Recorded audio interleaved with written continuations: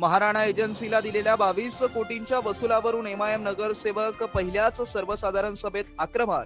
दरम्यान सर्वसाधारण सभेत एमआयएमचे नगरसेवक फिरोज खान यांनी उपस्थित केलेल्या प्रश्नाला दुजोरा देत विरोधी पक्षनेते साजिद बिल्डर यांनीही आक्रमक भूमिका घेत महाराणा एजन्सीला देण्यात आलेल्या 22 कोटी रुपयांची वसुली न झाल्याचा मुद्दा उपस्थित करत प्रशासनाला धारेवरती धरले। त्यानंतर उडालेल्या गोंधळानंतर महापौरांनी सभा तहकूब केली।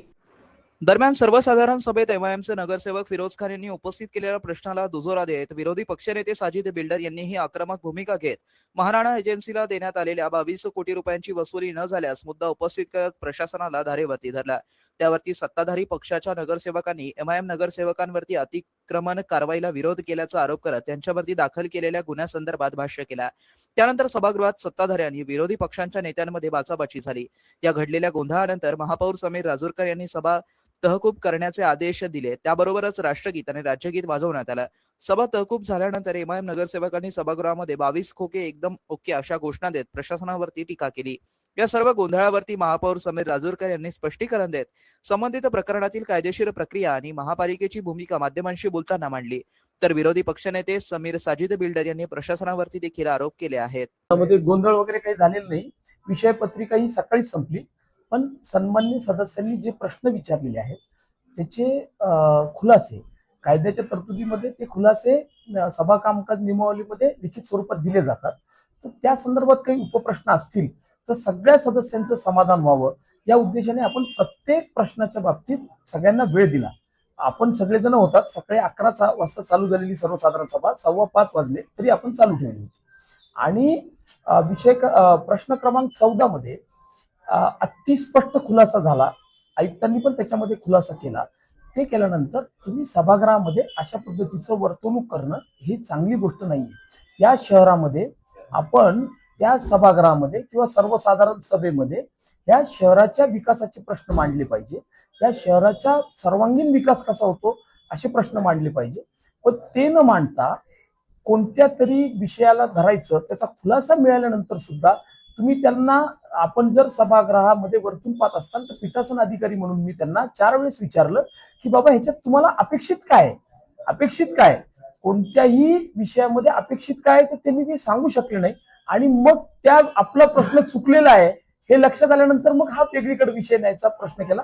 10 प्रश्न शिल्लक होते काही सन्माननीय नगरसेवकांचे, तर ते प्रश्न मी त्याबाबत त्यांच्याशी बोलल। त्यांची काही चुकी नाही।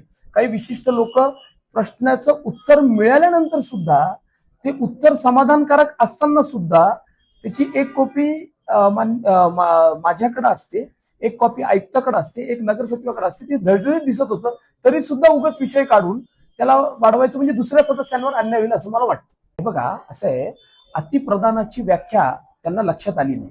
अतिप्रधान हे महापालिका म्हणते, या विषयात आयुक्तांनी विस्तृत खुलासा केलेला आहे। अतिप्रधान झालं, एखादी रक्कम अतिप्रधान झाली तर त्या संदर्भात त्यांना नोटीस दिली। सगळ्या हायकोर्ट, सुप्रीम कोर्ट, सन्मान्य मान्य उच्च न्यायालय, सर्वोच्च न्यायालयापर्यंत सगळ्याकडे महापालिका जिंकली। आता त्याला त्याचे ते पैसे वसूल करण्यासाठी नोटीस दिल्या। ते नोटीस करताना जर ती वसूल रक्कम झाली नाही तर त्यांच्या मालमत्तेवर टाच आणण्यासाठी TLR ला सगळं सांगितलं। तर या सगळ्या प्रोसिजर तर प्रशासन करतंय ना, मग त्याची व्याख्या काय? आणि हे सगळं लिखित स्वरूपात दिलेलं आहे त्यांना। म्हणजे त्यांचं, मी असं म्हणणार नाही सन्मान्य सदस्याचं, त्यांना माहिती पूर्ण मिळून सुद्धा तुम्ही जर ती माहिती मला पूर्णच मिळाली नाही असं म्हणत असाल तर त्याचा काही अर्थ उरणार नाही। नाही, अडचणीत येणारच नाही ना, अडचणीत यायचा विषयच नाहीये। त्यांना तुम्ही सभागृहात पहा, मी त्यांना 3 वेळेस विचारलं की तुमचं ह्याच्यातला मुद्दा काय शिल्लक राहिला, त्याचं उत्तर ते देऊ शकले का? नाही देऊ शकले।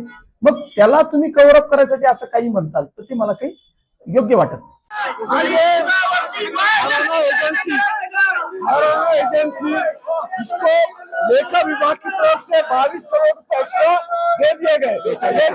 ये 22 करोड़ 45 लाख रुपए एक्स्ट्रा दे दिए गए 1 साल पहले, जबकि 1.5 साल पहले 22 करोड़ 45 लाख एक्स्ट्रा दे दिए गए।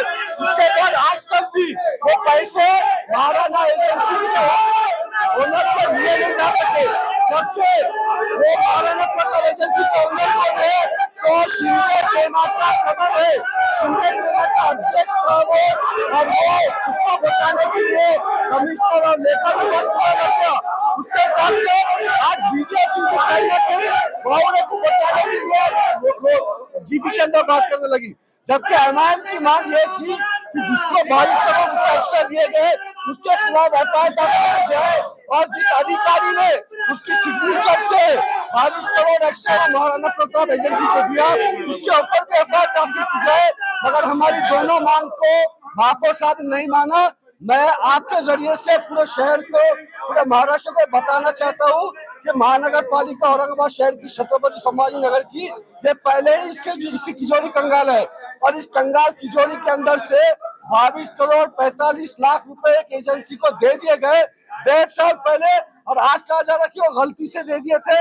हम वो पैसे वापस लेने के लिए जो है तो उसकी प्रॉपर्टी अटेस्टेड करेंगे, ये करेंगे, वो करेंगे, जबकि आज तक भी कॉर्पोरेशन ने उस कंपनी को ब्लैक लिस्टेड नहीं किया। आज तक भी म्युनिसिपल कॉर्पोरेशन आयुक्त ने उस कंपनी के खिलाफ कोई एफआईआर दाखिल नहीं की, कोई मीडिया बाइट नहीं दी, ना ही मीडिया को बुलाकर ऐसे बताया कि हमारे से 22 करोड़ एक्स्ट्रा चले गए।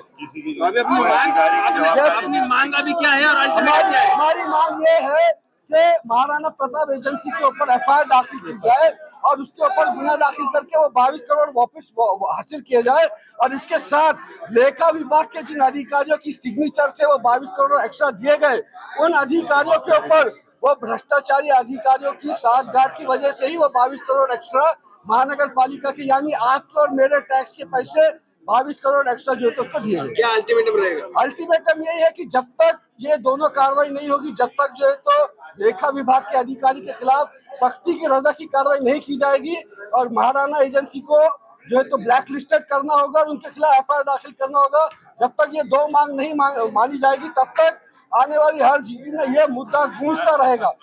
ब्याज के साथ पैसे वसूल किया जाना चाहिए, 1.5 साल से उसके पास हमारा पैसा है। मित्रांनो, ही बातमी तुम्हाला कशी वाटली आमच्या कमेंट बॉक्समध्ये प्रतिक्रियेच्या स्वरूपात नोंदवायला विसरू नका।